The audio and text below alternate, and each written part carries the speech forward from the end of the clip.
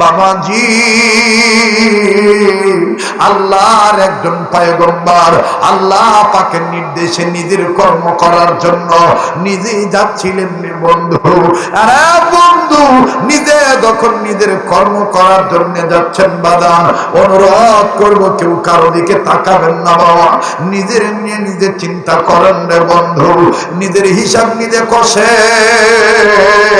যেহেতু নিজের কবরে নিজেরই যাওয়া লাগবে, আমার কবরে আপনি যাবেন না, আপনার কবরে আমি যাব না রে বাবা।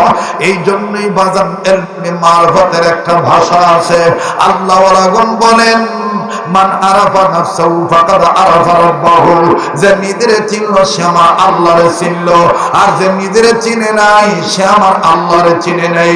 আরে বন্ধু, নিজকে নিজে চিনার চেষ্টা করি। পর্দার আড়ালের মা বোনেরা, ভাই বাবারা, জীবনের শেষ বয়ান মনে করে বয়ান করছি। আল্লাহর পয়গম্বর, আল্লাহর নবী, আল্লাহু আকবার পয়গম্বর, আল্লাহ পাকের একজন পয়গম্বর নিজে নিজের কর্ম করার জন্য যাচ্ছিলেন। প্রতিমধ্যে যাওয়ার পথে একটা কবর দেখলেন বাবা।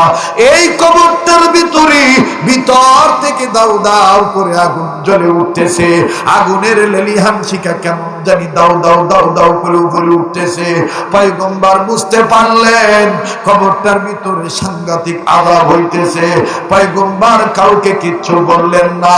আরে বন্ধু, নিজের কর্ম নিজে করার জন্য যখন পয়গম্বর চলে গেল, নিজের কর্ম যখন শেষ হয়ে গেল, তবে পয়গম্বর দেখে গেলেন কবরটার মধ্যে ভয়ঙ্কর আযাব হইতেছে। পয়গম্বর কাউকে কিচ্ছু বললেন না। নিজের কর্ম যখন বাদান শেষ হয়ে গেল, আল্লাহর পয়গম্বর নিজের কর্ম শেষ হওয়ার পর আবার যখন বাদান রে ওই পথ দিয়ে আসতেছেন, পূর্বের রাস্তায় যখন রিটার্নে আসতেছেন বাবা, পয়গম্বর সিদ্ধান্ত নিলেন। সিদ্ধান্ত নিয়ে আসমানের দিকে তাকায় ডাক দিয়ে বললেন, আল্লাহ, একটু আগে দিয়ে কবর আযাব দেখেছি গো আল্লাহ। আল্লাহ, এখন আমি আবার ওই কবরটা দেখবো, কবরওয়ালা কোন হালতে আছে। এইবার পয়গম্বর ওই কবরের দিকে যখন নজর দিল রে বন্ধু, আল্লাহর পয়গম্বর নজর দিয়ে দেখতেছেন কি আশ্চর্যজনক ঘটনা। একটু আগে যে কবরে আযাব ছিল রে বন্ধু, এখন আর কোনো আযাব নাই। কবরওয়ালা জান্নাতের বিছানায় ঘুমায়। আল্লাহর পয়গম্বর কবরটার কাছে থমকে দাঁড়াইলেন। গভীর মনোযোগী হয়ে যান বাবা, কান্নাকাটির রুল পয়দা হয়ে যাবে। কিছুক্ষণের মধ্যে দেখবেন এই ময়দানের মাটি শুদ্ধ কাঁদবে। আমার বন্ধুগণ, কান্না না আসলেও কান্নার ভান ধরবেন। দেখেন তো দেখি এক ফোঁটা চোখের পানি ফালাইতে পারেন কিনা। কেউ চলে গেলে চলে যাবে বাজান, কোনো আপত্তি নাই। তবে বন্ধু দেখেন তো দেখি চোখের পানি বের হয় কিনা। চোখের পানি না আসলেও কান্নার অভিনয় করবে। আরে বাবুজি, এইবার পয়গম্বর কবরের কাছে দাঁড়াইয়া কান্দার বলেন, আল্লাহ, আল্লাহ, একটু আগে দেখে গেলাম কবরের মধ্যে আযাব হইতেছে, এখন দেখতেছি লোকটার কবরে কোনো আযাব নাই। কত সুন্দর করে লোকটা আরামের ঘুম ঘুমাইতেছে। মাবুদ গো, আমি বেশি কিছু জানবো না, শুধু জানতে চাই আল্লাহ, কোন কাজের উসিলে তুমি তোমার এই গোলামদার মাফ করে দিলা। এরকম বলে আর খালি কান্দে। আল্লাহ ডাক দিয়ে বললেন, পয়গম্বর তুমি শোনো, এই কবরওয়ালা বড্ড গুনাহগার ছিল, পাপাচার ব্যক্তি ছিল রে পয়গম্বর। এই কবরওয়ালা গুনাহ করিয়া কবরে আছে, কিন্তু রে পয়গম্বর এই কবরওয়ালা একটা বেটা রেখে আসছে দুনিয়ায়। এই বাচ্চাটা এতদিন কথা বলা শিখে নাই, ইদানিং কথা বলা শিখলো। আর ইদানিং কথা বলা শিখার পরে কবরওয়ালার বিবি এই মা বাপ মাতা সন্তানটাকে নিয়ে, এতিম বাচ্চাটাকে নিয়ে মাদ্রাসায় ভর্তি করে দিল। মাদ্রাসায় ভর্তি হওয়ার পর এই বাচ্চাটা তার উস্তাদের কাছে সর্বপ্রথম একটা সবক পড়লো। আর এই সবক পড়তে যাইয়া আমি আল্লাহ আল্লাহর স্পেশাল দুইটা নাম ধরে ডাক দিল, আমি আল্লাহর আরশ খুশি হয়ে গেল। আমি আল্লাহ বাচ্চাটার সবক পড়ার উসিলায় তার বাবাকে মাফ করে দিয়ে আযাব থেকে মুক্তি দিয়ে দিলাম। পয়গম্বর এবার আরো কান্দে আর ডাক দিয়ে বললেন, আল্লাহ, ও মাবুদ গো, মাবুদ গো, তোমার দরবারে জানতে চাই এই বাচ্চাটা কি এমন সবক পড়ছে আল্লাহ, যে সবক পড়ার কারণে তুমি তোমার গোলামকে মাফ করে দিলা। আল্লাহ বলেন, পয়গম্বর শুনলে পয়গম্বর কোন সবক পড়ছে, কি সবক পড়ছে শোনো রে পয়গম্বর। কিন্তু তুমি তোমার কাছে আমি আল্লাহর জানার হলো, বলো তুমি কান্দো কেন, তুমি জলদি করে বলো। বাবাজি, সবকটা এই মাদ্রাসাতেও পড়ানো হয়, সবকটা এই কোরআনে আছে বাবা। এটা এমন একটা বরকতের সবক, ওই একটা আয়াত যদি কোনো বান্দা বান্দি ফজরের নামাজের পরে 17 বার তেলাওয়াত করে, আমার আল্লাহ রব্বুল আমিন পরের দিন ফজর পর্যন্ত ওই বান্দা বান্দিদের জন্য সর্বোপরি বরকতের দরজা খুলে রেখে দেয়। বাদান আমি সেই সবকটা আপনাদেরকে শোনাইতেছি, শোনাবো ইনশাআল্লাহ। তবে পয়গম্বর কান্দেন। আল্লাহ বলেন, পয়গম্বর তুমি সবক জানবা ভালো কথা, কিন্তু তুমি কান্দো কেন বলো।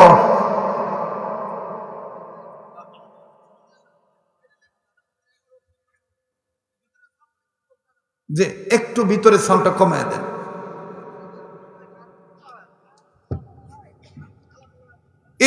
আরেকটু সাউন্ডটা কমায় দেন। আমার বন্ধুগণ, আমার ভাইরা, আল্লাহর হস্তে বলবো, কেউ কোনো ডিস্টার্ব দিবেন না। রহমত নাজিল হওয়ার সময় দোয়া কিন্তু কবুলের সময়, কথা বলেন ঠিক না ব্যাঠিক? আরে বন্ধু, পয়গম্বর যখন কান্দে আল্লাহ বলেন, পয়গম্বর তুমি কেন কান্দো আগে বলো। সবকটার কথা আমি তোমায় বলছি পয়গম্বর শোনো, তবে বলো তোমার দিলের খবর আমি আল্লাহ কিন্তু জানি, কেন তুমি কান্দো আগে তুমি বলো। পয়গম্বর দরদর করে চোখের পানি ছাড়ে, আর দুই হাত দিয়ে চোখের পানি মুছে, আর কান্দার ডাক দিয়ে বলে, আল্লাহ গো, আমি কান্দি এই বাচ্চাটাকে উদ্দেশ্য করে, যেই বাচ্চাটার উসিলায় তার বাপ মা পাইয়া গেল। আল্লাহ, আমার কলবে একটা চিন্তা এসে গেছে, আমার দিলে একটা চিন্তা এসে গেছে গো আল্লাহ। আল্লাহ, দুনিয়ার সব বেটা বেটি যদি এইরকম হইয়া যাইত, তাহলে সব বেটা বেটির মা বাপ তো কবরের আযাব থেকে মুক্তি পাওয়া যাইত। কথা বলেন ঠিক না বেঠি? চাটমোহর থানার বাইরা, মূলগ্রাম ইউনিয়নের বাবারা, বারবার বলবো বাদান শেষ ভালো তার সব ভালো তার। এতক্ষণ বসে থাকলেন আর হালকা কিছু সময় দিন এটা নরম করতে দিবেন না, মোনাজাত করে যাবেন না, তা হবে না ভাইয়া। এই পাগলের সাথে মোনাজাত করে গেলে ঠকবেন না। আমার দয়ার আল্লাহ প্রতি বছর বারবার মক্কায় নিয়ে যায়, বারবার আমি এই হাত দুখানা দিয়া কাবা ধরি বাবা।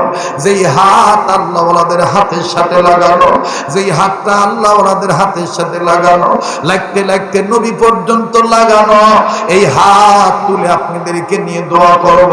একটু ধৈর্য ধরেন বাবা, কথাটা আমাকে ফিনিশিং দিতে দেন।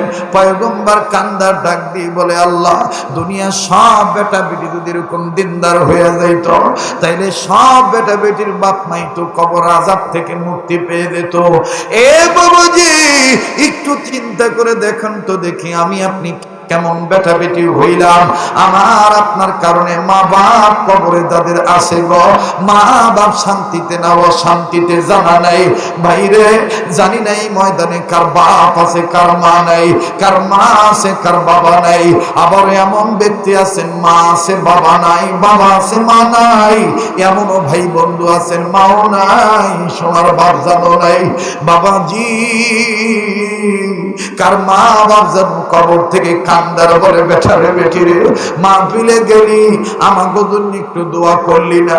বেটারে, কবরে এসে খবর পাইলাম দুনিয়ার কোন ছেলে মেয়ে বেটা বেটি যদি মা বাবার জন্য দোয়া করে, মাবুদের কাছে বাপ মার রুহের মাগফিরাত কামনা করিয়া কান্দে, আমার আল্লাহ বেটা বেটা বেটির দোয়ার বরকতে, বেটা বেটির দোয়ার উসিলা বাপ মার কবর আযাব মাফ করিয়া দেয়। চিৎকার দিয়া বলেন সুবহানাল্লাহ। আরে বন্ধু, দুনিয়ায় যার বাবা নাই তার মতন বড় দুঃখী আর কেউ নেই, আবার যার মা নেই তার মতন বড় অভাবী আর কেউ নেই। বাইরে দাঁত থাকতে দাঁতের মর্ম বোঝা যায় না, দাঁত পড়িয়া গেলে বোঝা যায় দাঁতের কি মর্ম। বাপ থাকতে বাপের মর্ম বোঝা যায় না, এই বাপ যেদিন মারা যাবে সেদিন বুঝবা বাপের কি মর্যাদা ছিল। বাইরে এই জন্যই প্রতি বয়ানে আমি একটা কথা বয়ান করে থাকি, যেটা আপনারা মোবাইলের মাধ্যমে, যেটা আপনারা ইন্টারনেটের মাধ্যমে জেনেছেন শুনেছেন। আজ বাজানদের শাহজাদপুর থানা সিরাজগঞ্জ জেলায় মাগরিবের পরবর্তী বাজান বিশাল লক্ষাধিক মানুষ, হাজার হাজার মানুষের সামনে আজ বাজান আমি কথাটা বলে আসি, যুবক রে, সোনার ভাই রে, কোন মায়ের তুই বুড়ি কয়ে গাড়ি দে, কোন মায়ের তুই গ্রামে থুইয়া তুই শহরে থাক। আহারে এই মা কিন্তু তোরে ভুলতে পারে না, তুই হাজার মাইল দূরেও যদি থাকিস রে ভাইয়া।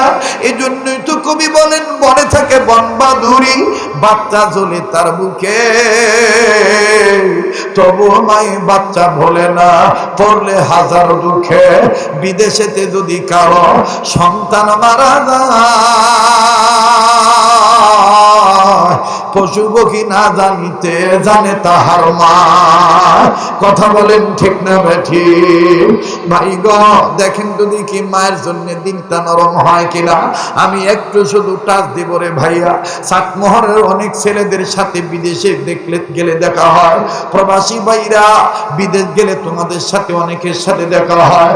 আরব আমিরাত বিশেষ করে সৌদিতে যখন যাওয়া হয়, দুবাই যাওয়া হয়, কাতার যাওয়া হয়, অনেক ছেলে দৌড়াইসা বলে, হুজুর গো, আমার গ্রামের বাড়ি অমুক থানা অমুক ইউনিয়ন, আমার বাবাজি আপনি যদি 12 মাইল বা 1000 মাইল অথবা যদি 200 মাইল দূরেও থাকেন, আর আপনার মা যদি গ্রামে থাকে, আপনার যদি বিদেশের বাড়িতে বিপদ হয়ে যায়, সবার আগে আমার আল্লাহ জানি, এরপরে পৃথিবীর সবার আগে কিন্তু জনম দুঃখিনী মা জানে।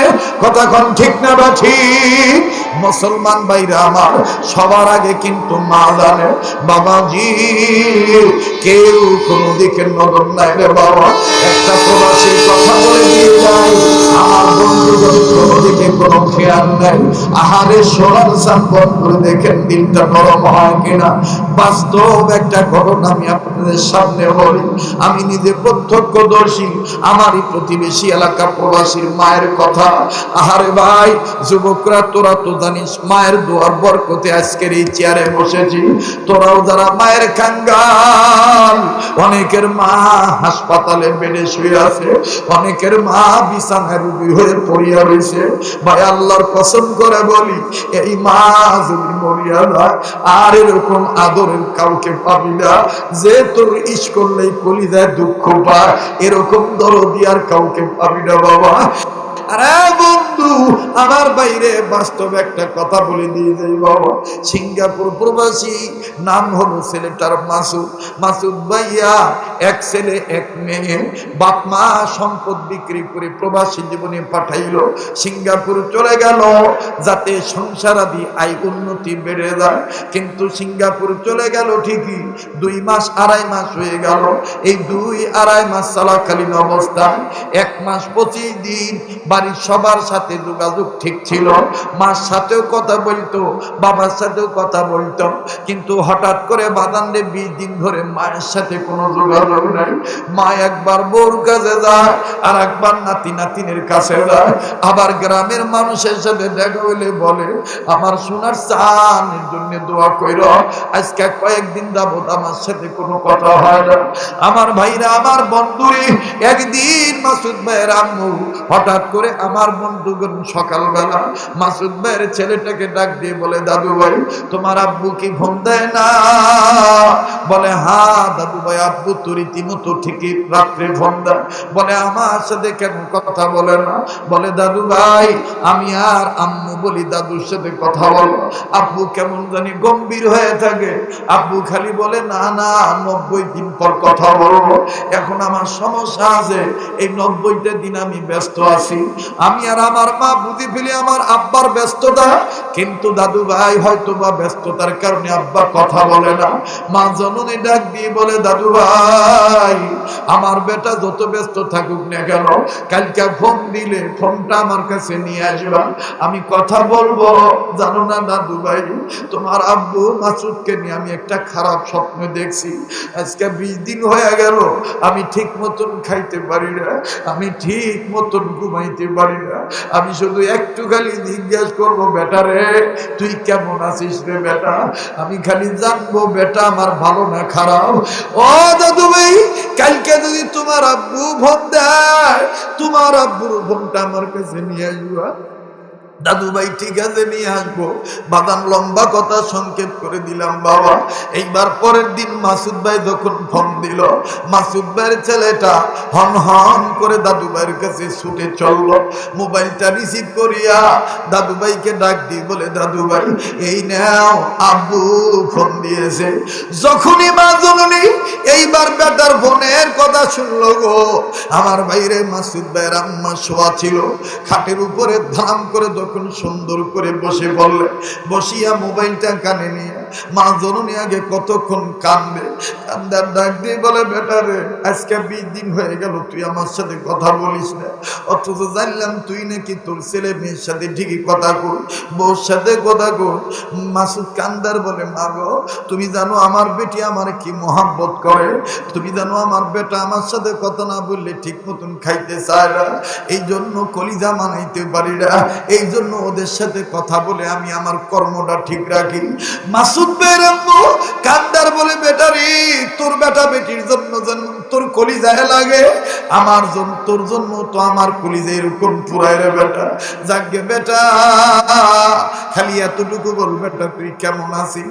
মাসুদ কয়, না মা আগে বলো তোমার কি হয়েছে। মাসুদ ভাইয়ের আম্মু কান্দার বলে, বেটা রে আমি কি বলবো, তোর নিয়ে আমি খুব একটা খারাপ স্বপ্ন দেখছি রে বেটা। মাসুদ বলে, কি স্বপ্ন? মা কান্দার বলে, বেটা রে জানি না সত্য না মিথ্যা, এটা দেখার পর থেকে আমি ভালো নেই রে বাবা। বাবা যদিও তুই সিঙ্গাপুর আছিস আমি বাংলাদেশে আছি, বেটা রে আমি স্বপ্নে দেখতে পাইলাম বেটা তোর বাম পাটা ভেঙে গেছে, তোর পায়ের উপরে বিশাল আকারে মোটা আকারে ব্যান্ডেজ বাঁধা, বেটা রে তোর পাটা টানা দিয়া বান্ধা রাখছ, তুই মা বাবা কুয়ে চিল্লা চিল্লি কর, ঠিক মতন তুই কর্মে যাইতে পারস না। ও বেটা স্বপ্ন দেখার পর থেকে আমার কলিজা খালি আনসান আনসান করে, আমি শান্তি পাই না। বেটা আগে তুই একটু খালি বল তুই কেমন আছিস, তুই ভালো না মন্দ? মাসুদ কান্দার ডাক দিয়ে বলে, বাবা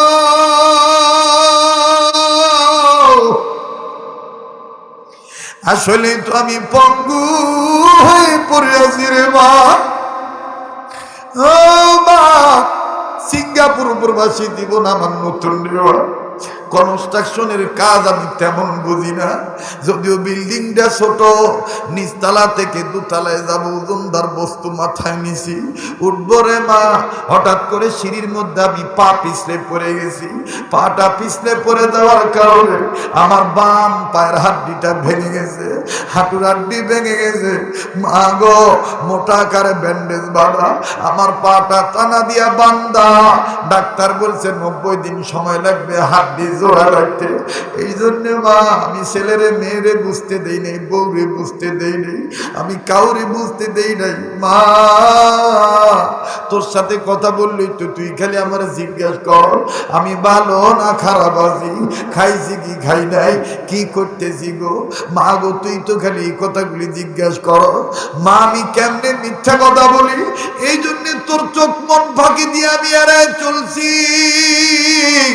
90 দিন পর সুস্থ হইলে এরপরে আমি তোর সাথে কথা বলবো, কিন্তু মা তুই জানলি কেমনে? আমি তো কোন জায়গায় ছড়াই নাই রে বা। মা আমার পাও ভাঙ্গার খবর তোরে কি বললো? মাসুদের মা ডাক দিয়ে কয়, বেটা রে আমার দয়ার আল্লাহ আমার অন্তরাত্মা জানাই দিছে বেটা, বেটা রে আমার মন বলে দিছে তুই অশান্তিতে আস। মাসুদের মা কান্দার বলে, আব্বা আয় বেটা আয়, বাংলাদেশে ফিরত চলে যাবে। লাগবে না বেটা, লাগবে না, সিঙ্গাপুরের টাকা আমার। বেটা রে, তুই যদি মরিয়া যা আমারে কে মা কইব রে বেটা? বেটা আমি কার জবান থেকে মা ডাক শুনে কলিজা ঠান্ডা করো। আয় বেটা, বাংলাদেশে প্রয়োজন বোধে ভিক্ষা করে খাবো, তোর এই টাকা লাগবে না। আহারে চাটমোহরের বাইরা, পাবনাবাসী, মূল গ্রামবাসী গো, কারা গো মা হারাইছেন, কারা গো বাপ হারাইছেন। আমি দেখতেছি কত আলেম ওলামা কাঁদতেছেন, কত যুবকরা কাঁদতেছেন, কত মুরব্বীরা চোখের পানি দিয়ে হারে দাঁড়ি ভিজে দিছেন। ও সোনার বাবারা, মায়ের জন্য কাঁদতেছ। আজ যদি তুমি আমি মায়ের জন্য কান্দি, তোমার আমার বেটা বেটিও তোমার আমার জন্য কাঁদবে। আজ যদি তুমি আমি মা বাবার জন্য দোয়া করে যাই, তোমার আমার বেটা বেটিও তোমার আমার জন্য দোয়া করে যাবে। আজ যদি তুমি আমি মা বাবার জন্য দান সদকা করি, তোমার আমার বেটা বেটিও তোমার আমার জন্য দান সদকা করবে। কাজের বাদান কামা তাদিন তুদানো, যেমন কর্ম তেমন ফল। আমি আমার জীবনে বহু জালসায় গেছি, কিন্তু এইরকম পরিবেশ দেখে নেই রে বাবা। একটা লোকের কোনো মাথা চারা নাই, কোনো ধরনের কোনো ডিস্টার্ব নাই, কেমন জানি মরা গাছের মতন শটান দেহ নিয়ে দাঁড়িয়ে আছে, এইরকম একটা সুন্নতি পরিবেশ। এ বন্ধু, যার দিলে ভালো লাগতেছে বুঝে নেন আল্লাহ আপনাদের মাফ করে দিছে। আপনারা কোন মায়ের বেটা বেটি গো? আমার মন বলতেছে আপনাদের মা আপনাদেরকে পেটে নিয়ে গর্বে নিয়ে কোরআন তেলাওয়াত করেছিল, নবীর প্রতি দুরূদ পড়েছিল, আর এই ভালো আমলের বরকতে আল্লাহ তাআলা আজকের এই ময়দানে গভীর রজন পর্যন্ত আলেমদের মজলিসে বসায় রাখছে। কথা বলেন ঠিক না বেঠি? আরে বাবাজি, আর লম্বা করবো না ভাই, কাজেই বলতে চাই, তুই আমি মায়ের বুইলা যাইতে পারি, মা কিন্তু তোরে আমারে বলে না। কথা কম ঠিক না বেঠি? এইবার এই পয়গম্বর কান্দার বলে, আল্লাহ আল্লাহ, আমি কাঁদতেছি বাচ্চাটাকে উদ্দেশ্য করে। এই বাচ্চাটার মতন সব ছেলে মেয়ে যদি দিনদার হয়ে যাইত, তাহলে সব বেটা বেটির মা বাপ তো কবর আযাব থেকে মুক্তি পেয়ে যাইত। আল্লাহ এখন বলো না আল্লাহ কি সবক করছে এই বাচ্চাটা? আমি আপনাদেরকে বলবো বাবা, তবে আমি পাগলের সাথে আল্লাহর ঘর কাবা ধরার সাথে, কাবা ধরা হাতের সাথে হাত তুলে মুনাজাত করবেন, মা বাবার সাথে দোয়া করে যাবেন। বাবা এতটুকুন আবদার রেখে আমি একটা ছোট্ট আবদার করতে চাই। আগের বক্তাদের মতন লম্বা চূড়া কোনো কালেকশন নয়, কোন ধরনের স্লিপ আমাকে দিতে পারবেন না ভাই। স্লিপ আসলে স্লিপ জমা রাখবেন, আমি এগুলো মারহাবা তারহাবা এগুলো বলতে পারবো না। আমি শুধু ছোট্ট একটা আবদার করব। বলছেন বাজান কোরআন শরীফ সম্মানিত কোরআন, এই সম্মানিত কোরআনের পক্ষে আমার বাবাজির এই গভীর রাত তাহাজ্জুদের সময় হাজার হাজার বান্দা বান্দীদের মধ্যে 30 পারা কোরআন শরীফের পক্ষে 30টা ভাই বাবার কাছে আমি দেখতে চাই ওই মা বাবার দরদে দরদে হইয়া এক পারা কোরআনকে ভালোবেসে 1000 টাকার নগদ অথবা 500 খান টাকা নগদ আমার হাতে দিবেন। বন্ধু এই ময়দানে কেউ আসেননি গো, এই কাবা ধরা হাতটার মধ্যে 1000 টাকার নগদ 500 খান টাকা আমার হাতে দিবেন বন্ধু। রব্বুল আলামিন কবুল করবেন ইনশাআল্লাহ। আসেন এমন কোন মায়ের সন্তান, হুজুর আমি মা বাবা দরদে দরদে হইয়া আপনি মুসাফিরের হাতে 500 খান টাকা দিলাম, টাকাটা দিয়ে আমার হাত ধরে যাবেন। আয় আল্লাহ, আপনি মুসলমান ভাইরা আমার বন্ধুগণ দেখেন কোরআন সম্মানিত, খুব খেয়াল করে কথাগুলি শোনা চাই। কেউ কারো দিকে নজর দিবেন না বন্ধু, নিজের নিয়ে নিজে চিন্তা করবেন। আমার বন্ধুগণ কেউ চলে গেলে চলে যাইতে দিবেন, অন্যের যাওয়া দেখে আপনি যাবেন না বাবা। এমন একটা তথ্য আজকে শুনে যাবেন রে বন্ধু, মনে হবে হযরত জীবনে এই আলোচনা শুনি নাই। দেখেন বন্ধু, কোরআন সম্মানিত, এই কোরআনের শিক্ষা যে মা বাপ সন্তানাদিদেরকে দেয় সেই ছেলে মেয়ে শিক্ষাই সম্মানিত। নবী বলেন খায়রুকুম মান তাআল্লামাল কুরআন ওয়া আল্লামাহু, যেই উম্মত ওই উম্মত উত্তম ব্যক্তি যেই উম্মত নিজে কোরআন শিক্ষা গ্রহণ করে এবং অপরকে কোরআন শিক্ষা দেয়। আরে বাবাজি, কোন দিকে কোন নজর নাই। দেখেন তো দেখি দিলটা নরম হয়নি। এক ফোঁটা চোখের পানি ফলাইতে পারেন কিনা?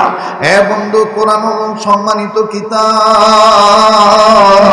এই কোরআনের পক্ষে যারা আছে, যদিও ছিল জিরো, কিন্তু মহান আল্লাহ কোরআনের বরকতে বানায় দিছেন হিরো। চিৎকার দিয়া বলেন সুবহানাল্লাহ, আবার বলেন সুবহানাল্লাহ। মুসলমান ভাইরা আমার, খুব খেয়াল করে কথাগুলি শোনা চাই। আমি বারবার আপনাকে জিজ্ঞাসা করব, বলেন তো দেখি, কোরআন সম্মানিত না অসম্মানিত? এই কোরআনের পক্ষে আমার বন্ধুগণ যারাই আছে, অনেক মক্কুর এসে আমার বন্ধুগণ আল্লাহওয়ালা হয়ে গেছে, জান্নাতি হয়ে গেছে। অনেক জিনাখোর এসে আমার বন্ধুগণ আল্লাহওয়ালা হয়ে গেছে। ভাই গো, আজও এই ময়দানে কারাগো বাদাম নানাবিধ গুনাহগার হয়ে বসে আছি। বন্ধু বসে থাকেন, এই কোরআনের পক্ষে আসার কারণে আমার আল্লাহ, আমার রব্বুল আলামিন হেদায়েত দিয়ে দিবে। আল্লাহ পাক বলেন, নবীজি, যারা আমার কোরআন মনোযোগ সহকারে শুনবে এবং মানবে, আমি আল্লাহ তাদেরকে হেদায়েত দান করব। আল্লাযীনা ইয়াসতামিউনাল কওলা ফায়াত্তাবিউনা আহসানাহু উলাইকাল্লাযীনা হাদাহুমুল্লাহ।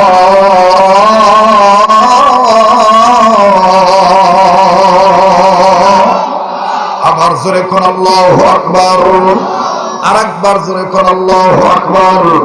এই বেদাদার হিফজ কুরআন হুশদার, জাগে শাদি নিস্তে দুনিয়া হুশদার। এই বেদাদার হিফজ কুরআন হুশদার, জাগে শাদি নিস্তে দুনিয়া হুশদার।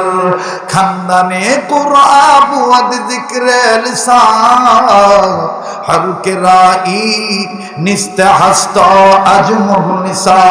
বলো আউয়াল আলিফ বা তা না খানি, যে কুরআন দার সে খানদান কাই তোয়ানি। জোরে কোন আল্লাহু আকবার। মুসলমান ভাইরা আমার, খুব খেয়াল করে শুনবেন বন্ধু। আবার বলেন তো দেখি, কোরআন সম্মানিত না অসম্মানিত? এই কোরআন শরীফ খেয়াল করে শুনলে লাভ না লস? দেখেন কি লাভ, কষ্ট হচ্ছে আপনাদের? যুবক ভাইরা যারা ইন্টারনেট চালান, আপনারা সর্বাধিকভাবে কিছু না কিছু লেটেস্ট নিউজ খবর আপনারা বিশ্বের রাখেন। তারপরও আমি পত্রিকাগুলোর নাম বলতেছি। আমাদের দেশে কিছু পত্রিকা পাওয়া যায়, মাসিক পত্রিকা, current affairs, current news, current world. এই পত্রিকাগুলোর মধ্যে বিশ্বের বিভিন্ন খবর থাকে, যেগুলো একেবারেই মন কাড়া খবর। এরকম একটা খবর এইরকম ছিল, একেবারে সত্য কথা, অনেক মজবুত দলিল। পৃথিবীর মধ্যে অনেক তারকা ছিল, মডেল তারকা ছিল। এর মধ্যে অন্যতম একজন মডেল তারকা, মহিলা মানুষ, নাম তার মিস মেরি। বলেন কিনা? কথা কয় না। যুবক ভাইরা কি আমার কথা বুঝতেছো না নাকি? কিনা কিনা মিস মেরি, যাতে খ্রিস্টান, যাতে কি খ্রিস্টান। এত ধনী ছিল, এত টাকার মালিক ছিল, কয়েকটা বিমান নিজেরই ছিল, আর এত যোগ্যতা ছিল, নিজেই বিমান চালাইতে পারে। আর চরিত্র মোটামুটি এরকম ভালো ছিল, যেই ছেলেকে দেহ দেওয়া দরকার, নিজ ইচ্ছায় ওই রাস্তায় উনি বিমান চালায় ওই ছেলের কাছে চলে যেত। নাউজুবিল্লাহ বলে। আর এত শৌখিন ছিল, প্রতিদিন যে জুতা পরিধান করত, হাই হিল জুতা পরতো। এক জোড়া হাই হিল জুতার মূল্য ছিল 1.5 থেকে 2 কোটি টাকা।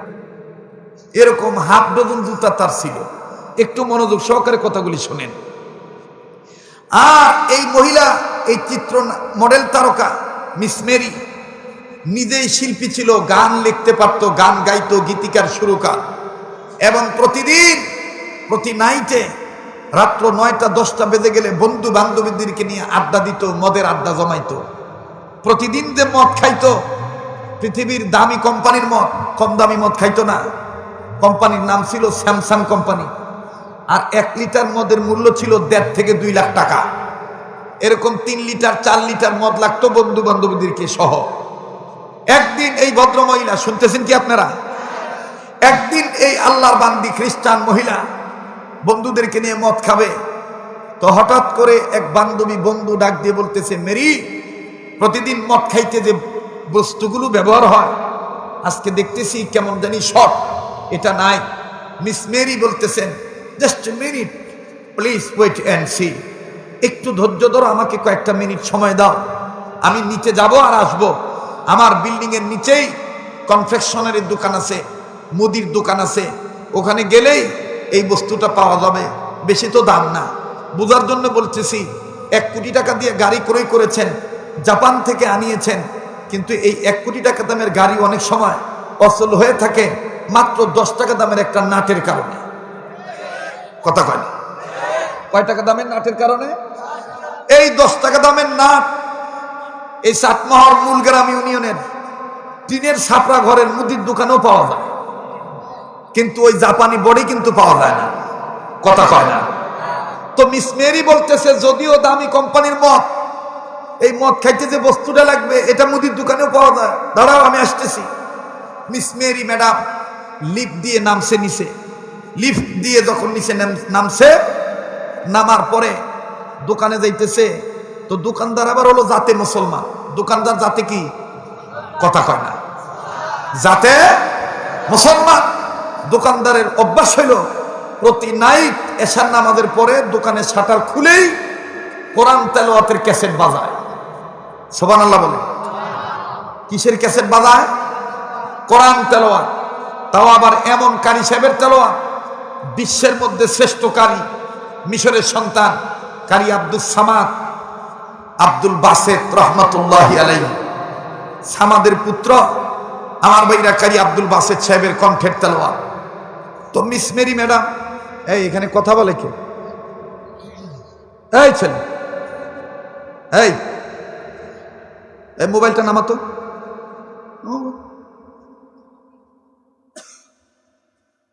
ভাইরা প্লিজ খুব খেয়াল করে কথাগুলি শুনতে হবে, মনোযোগ সহকারে। শুনতেছেন কি আপনারা? আপনারা যারা ক্যামেরাম্যান আছেন বারবার এদিকে আসবেন না, সরেন, সরে যান। মনোযোগ সহকারে কথা শুনতে হবে এবং বলতে হবে, কথা কোন ঠিক কিনা? তো মিস মেরি ম্যাডাম, আর স্টেজে হাঁটা চলা বন্ধ করে দেন তো ভাই। বসো, ধাপ ধুপ আওয়াজ হইতেছে কেন স্টেজে? স্টেজে নড়াচড়া করবেন না। হাজার হাজার মানুষের কোনো সমস্যা নাই, এই গুটি কয়েকটা লোকের সমস্যার কারণে কি জালসা কি নষ্ট হবে নাকি? কখনো না, ইনশাআল্লাহ। বলেন আমার সাথে, বলেন আউযু বিল্লাহি মিনাশ শাইতানির রাজিম। আবার বলেন আউযু বিল্লাহি মিনাশ শাইতানির রাজিম। আরেকবার বলেন আউযু বিল্লাহি মিনাশ শাইতানির রাজিম।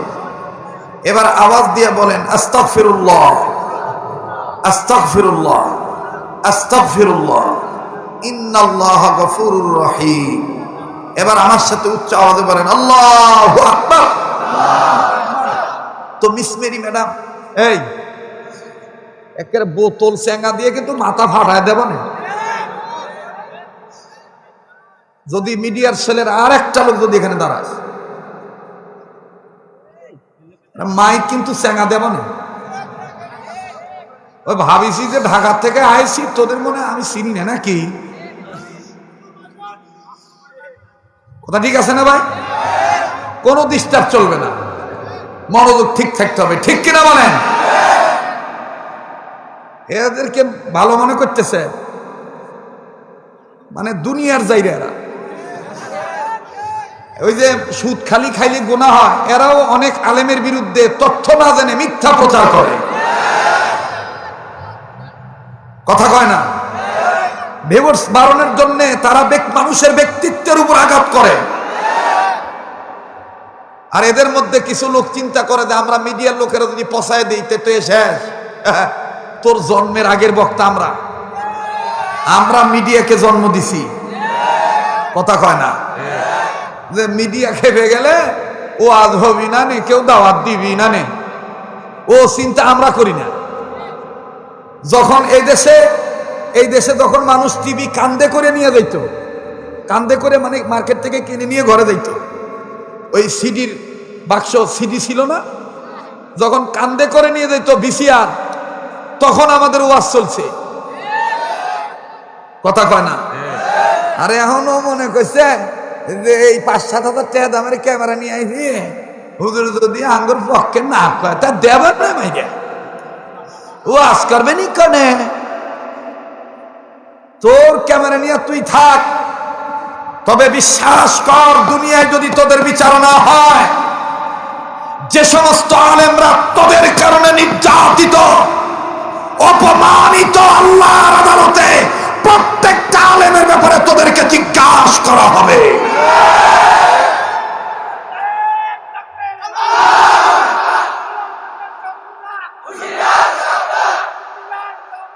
জি মোহতারাম হাজিরিন, মাশাআল্লাহ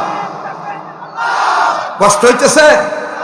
আপনারা খালি দোষ দেন যে যারা সুদ খায় তারা হারাম খায়, আর এই মিডিয়ার এরা যারা মিথ্যা প্রচার করে কামাই করে, এটা কি হালাল হয়? কোন হাদিস কম মিথ্যা কথা যে প্রচার করো সেটা কি হালাল হয়? সাবধান, আল্লাহ তাআলা কবুল করুক, বলেন আমিন। তবে ইল্লা মাশাআল্লাহ, এদের সবচেয়ে বড় একটা দোষ হলো এরা আগের কথাও রাখে না, পাশের কথাও রাখে না, মাঝখানের কথা কাটিং আর ফাটিং করে চেকিং করে। কথা কয় না? আরে ভাই কোন আলেম কিভাবে কথা বলতেছে পুরাটা বলো, কাটিং ফাটিং করো কে? কথা কয় না? বাংলাদেশে ওয়াজ মাহফিল যত বেশিরভাগ হুজুরদের বন্ধ হওয়ার পিছনে মূল কারণ হলো এই মিডিয়ার অপপ্রচার। যদি সত্যটা প্রচার করত, কোন আলেমের বক্তব্য বন্ধ হতো না। এই কাটিং ফাটিং করে দিছে, কাটিং ফাটিং। আল্লাহ কইতেছে মইরা দে, তোকে আমি কাটিং ফাটিং করবো রে।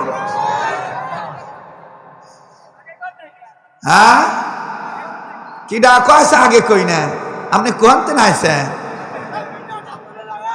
থামেন। তবে ইল্লা মাশাআল্লাহ বললাম, ইল্লা মাশাআল্লাহ বোঝেন?